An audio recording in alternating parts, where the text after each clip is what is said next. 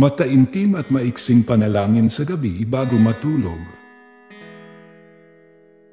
Dakilang Diyos, Amang maawain at mapagmahal, pagkatapos nitong araw ng paggawa, ngayong gabi ay muli kaming lumalapit sa iyo upang ipahayag ang aming pasasalamat sa iyo. Salamat po sa paggabay mo sa aming buhay araw-araw at pagpapatawad sa aming mga kasalanan, sa salita at sa aming mga puso. Panginoon, naway pangunahan at liwanagan mo kami, upang anuman ang aming kalagayan, magkaroon kami ng pusong sumusunod at may takot sa iyo. Sa gayon, matatanggap namin ang iyong awa at mga pagpapala. Panginoon, naway payagan mo ang bawat isa sa amin na makita ang iyong gawain, at patnubay sa amin upang maparangalan ka namin sa aming buhay at gawain. Para sa mga taong may problema, naway akayin mo sila sa pinakamagandang landas ng buhay. Panginoon, idinadalangin ko rin po ang mga nagkakasakit. Naway pagalingin mo sila sa pamamagitan ng iyong kamay na puno ng lakas at kapangyarihan, at hayaan silang mabuhay at magkaroon ng lakas at suporta sa pamamagitan ng iyong mga salita.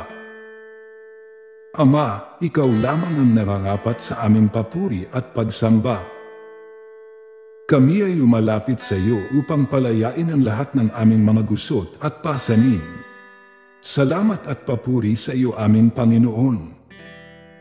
Ang lahat ng ito ay aming panalangin sa matamis na ngalan ni Jesus na iyong anak at aming manunubos. Amen. Ama namin, sumasalangit ka. Sambahin ang ngalan mo. Mapasa amin ang kaharian mo. Sundin ang loob mo dito sa lupa para ng sa langit. Bigyan mo kami ng aming kakanin sa araw-araw. At patawarin mo kami sa aming mga sala, para ng pagpapatawad namin sa nagkakasala sa amin.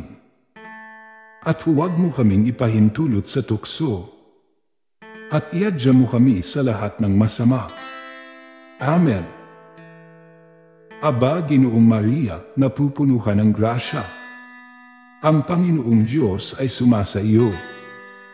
Bukod kang pinagpala sa babaeng lahat, at pinagpala rin naman ang anak mong si Jesus.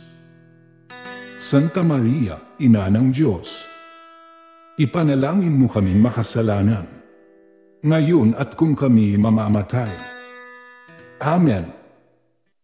Luwalhati sa Ama, sa Anak, at sa Diyos Espiritu Santo, kapara noong unang-una, ngayon at magpasawalang hanggan. Amen.